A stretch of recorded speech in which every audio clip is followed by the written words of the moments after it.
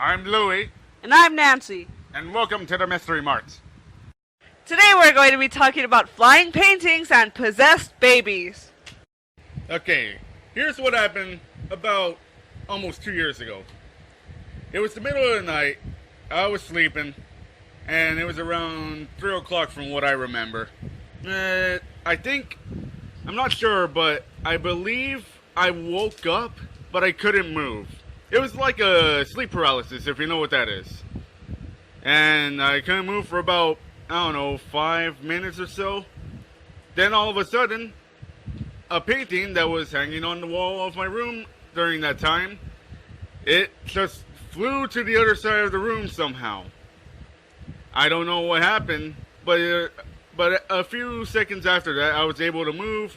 I was a little freaked out, and the noise woke my mother up, and we were all confused. I really don't know what happened at the time, and it kind of freaked me out. It freaked my mom out. I'm not sure what I thought of it at the time. She was still asleep afterwards. But honestly, well, nowadays we don't have that painting in this house anymore, luckily.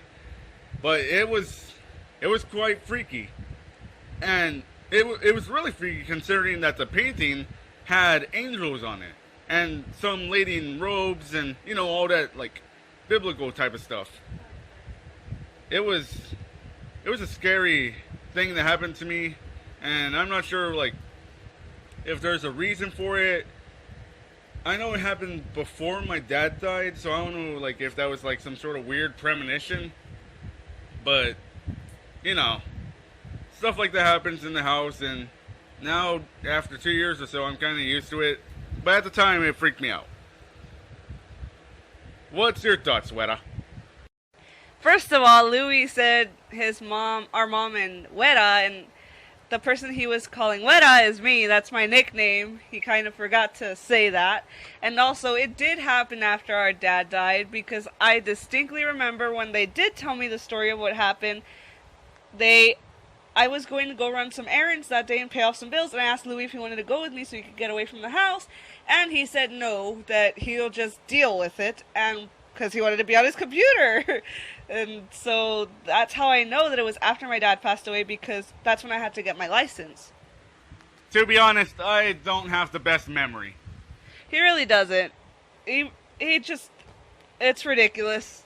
I think I have bad memory. Geez, that's nothing compared to him. But anyways, those are to clear a few things up there. I guess we'll be moving on if there's anything else you'd like to say about that. The painting thing did really happen, though, and it freaked everybody out. Yeah, well, I woke up, actually, and I had come to his room to ask him if he wanted to go with me to run errands, and I saw the painting was still on the floor. You guys hadn't even touched it, right?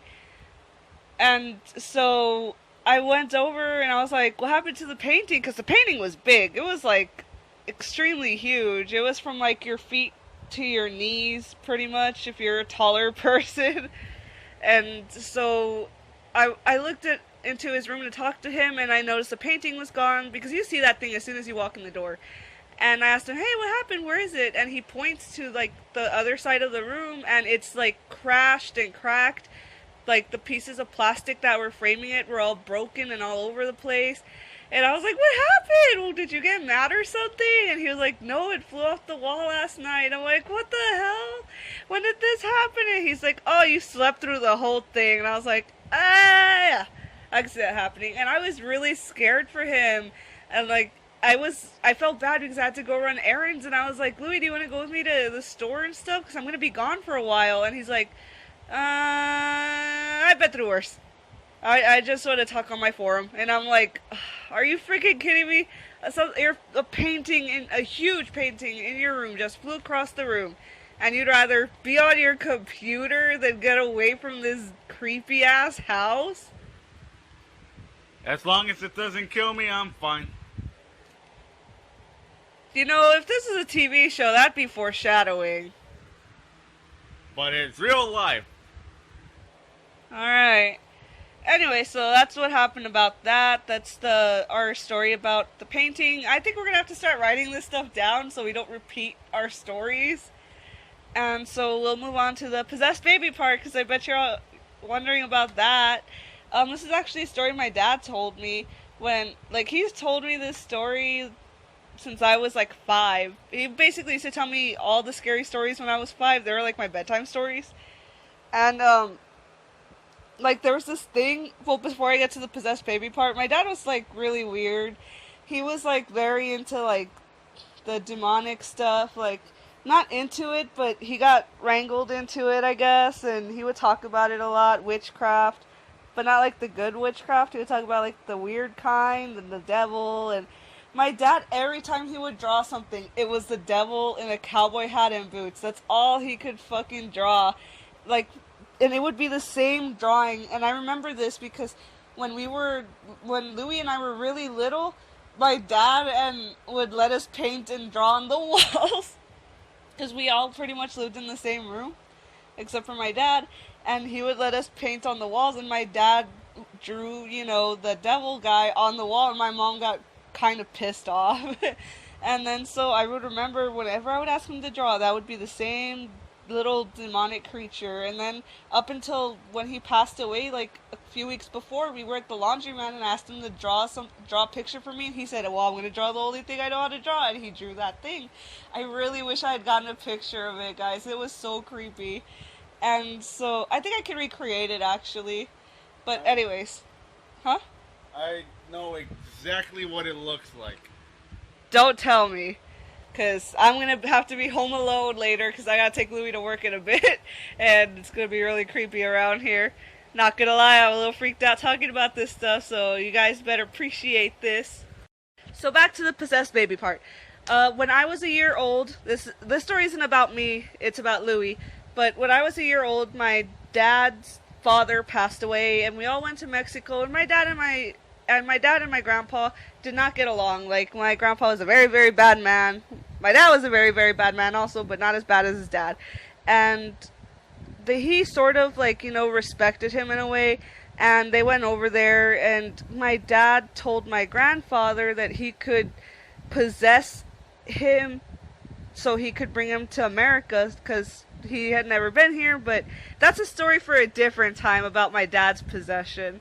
We're moving on to my brother Louie's possession thing going on, where my dad was talking to me once about how we have this tree. We had a tree in the yard that would curve and make like a little bridge going from one side of the house to the other.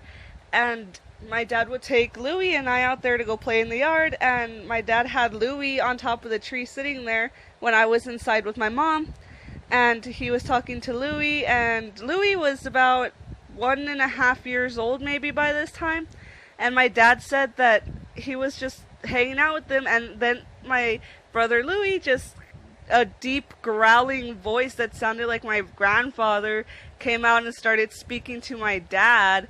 And that he said, I think, something bad to him. I don't remember exactly what he said that he told him, but he just had a deep grumbling voice that was talking to him, and then it just stopped. And Louis was not, he was 1.5 years old. There's no way a deep grumbling voice could have come out of this child.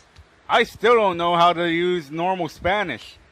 Yeah, he said he was speaking Spanish, and Louis, it does not know Spanish very well at all. Even though our dad was from Mexico, I was the only one who learned it out of the two of us, and it was really freaky because he said he was speaking perfect, grumbly, angry, old Mexican man Spanish, and that was like the last time he ever heard that. So that was the possessed baby story. We hope you guys liked today's video. Don't forget to like, subscribe, and if you have any questions about the stuff we're telling you, because all of this stuff is true that we've heard from our parents or we've experienced ourselves. It's a weird and wacky life in this neighborhood. Well, not this neighborhood, it's just this family.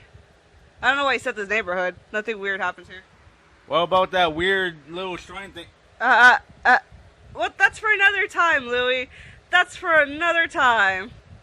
So, please don't, Louie. I've got to be here alone. Alright, guys. Thanks for listening. We hope you liked it. Don't forget to like, subscribe, and have a really great day. Bye! Bye.